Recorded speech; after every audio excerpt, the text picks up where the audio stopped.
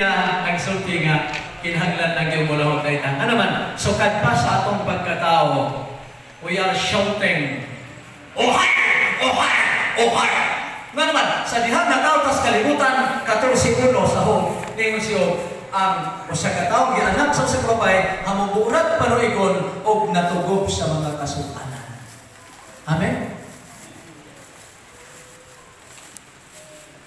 Salamat kayo mga igsoon sa pribilyos kay kayunan. Kandilan daw niya itong ilusip sa lawangan. Nagpasidaan din siya nako. Unya kay wa man may kontak si Brother Chris.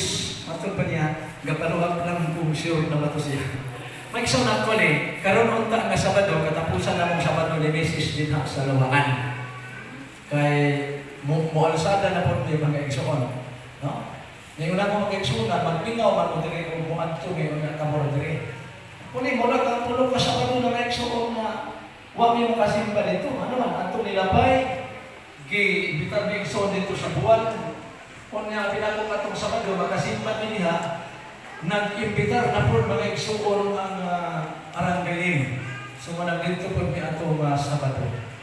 Gani nalipay ko kay ato eksuon kuban na murag nasa aglasdalan na itong Sabado, nibalik og ipon og simba igsuon ni hangyo kaya mag-ubanan daw nila nagpilusit tuwa daw sa Davao. No? Sa muna nga, kaupat na kabisis kami anhi ko kang pastor kay ako utang isulti niya ang sitwasyon dito sa utang among na atuban mga igsuon kanang mga igsuon na turong naara daw pero wa na.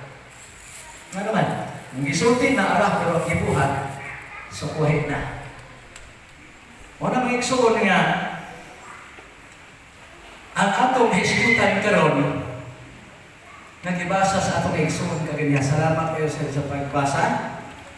Ang Lucas 12, versikulo 32.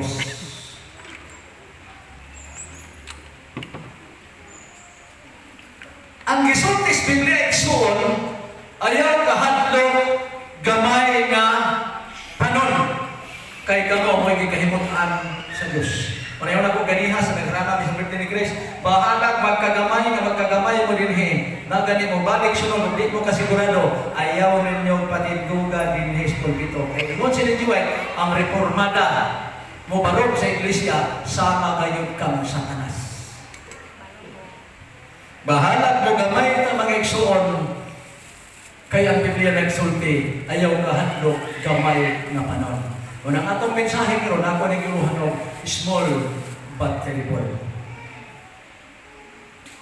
Pero sa di pa ta matusunahan, ako mong hangyo idoko nato atong maulo. Di sa Obedience 4:3, ingon sila Jiway, kadtong matinuhaon sa kadtong sa Biblia o gustong makasahod, dili ni masabtan kung dili ta mangayo tabang sa Espiritu Santo. Idungo nato tong ulo. Dalay ko ikaw nga Dios, ikaw ang Dios ng bingkamhanan o ikaw ang tag-iyas kaanan. Ini nga tagna. Salamat kayo sa pribilyos kay kayunan na kami nagasimpan sa kanyang kauban sa keksunan din sa Central SDS sa Alamada. Salamat sa imong kaayo. Matun kami sa mga pulong karon. Imuha na ang among pagtuon, mahimo kini mabunahon, mahimo na mong kuptan sa among pagtuo bisan ako magkagamay ang imong tanan. Salamat sa pagdaw sa pagkapo. Mugito kinanglan sa ngalan ni Jesus. Amen. Atong hisgutan karon mga igsuon, tingali, magwanta naman siguro na kay murag pa may alas 11 siguro sa inyo mga rito. Wala pa. Wala pa ba? Dito ganiha sa pag-aralan na mo kang Chris, tingunan ko si Brother Chris, may kontak ba ka dito, Brother Chris o boss, sa naman. Kay akong ginawa mga igsuon nga ang mga igsunan mo anhin kunya basig makuratan ang mga igsunan. Sa unang Samuel 20 versikulo 3 sa akong Biblia igsuon, naingon dito si Saul misulod sa lako ug nagtapon. Di kay maklaro sa may balita ningon og si Saul misulod sa lako kay sugo sa lawas. Nag-anam-anam og kaklaro ilin. Pero sa akong bersyon na ningon og si Saul misulod sa lako og nalibang. Mangutana ko ni Mike Soan, nga naman si Saul nakalibang.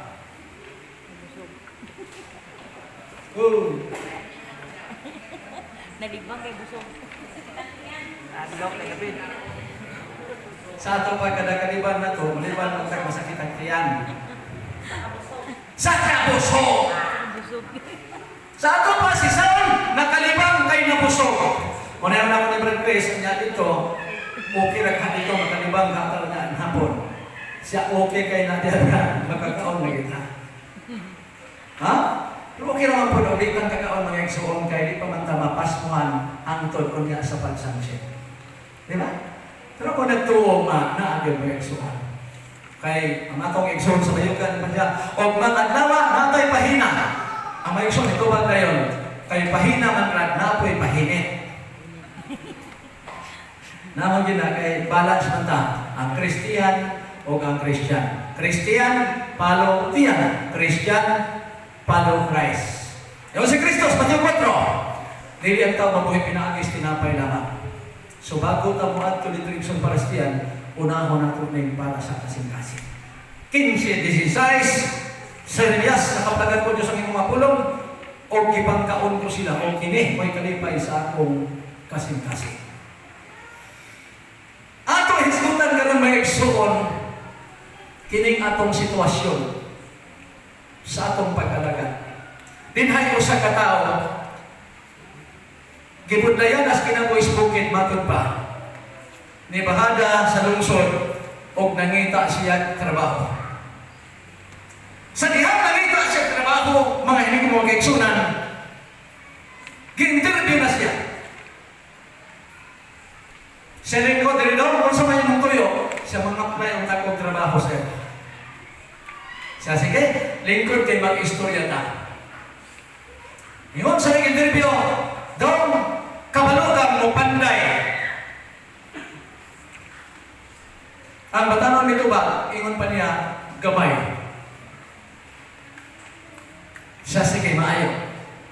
Kabalugan mo dry. Sa gamay. Tanan na trabaho lagi pangutana sa nag-interview niya, pulos gamay. Pagkahuman sa interview, siya okay na. Ingon na niya apply. Unya, sir, kumusta? Madawat na ko. Yung pa siya, dawat ka na. Siya, sir, akong sweldo. Siya, gamay. Sa ato pa, nakay gamay. Happy Sabat, mananay gamay. Happy Sabat, tayo mga gamay. Marami taganahan, no? Pero maunay pananaw sa mga tao sa kalibutan nato mga igsoon. Unang Korinto 1:27, yung si Pablo, gipili sa Dios ang gipakabuan sa kalibutan aron pagpakaulaw sa mga maanakon. Manang naingon ko,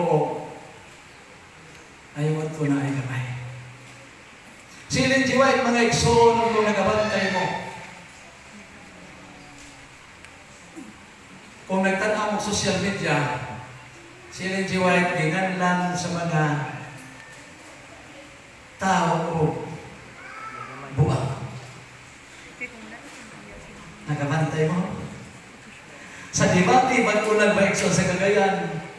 Si Paul Alima ako gitanaw. Ingon pa niya, nganong mo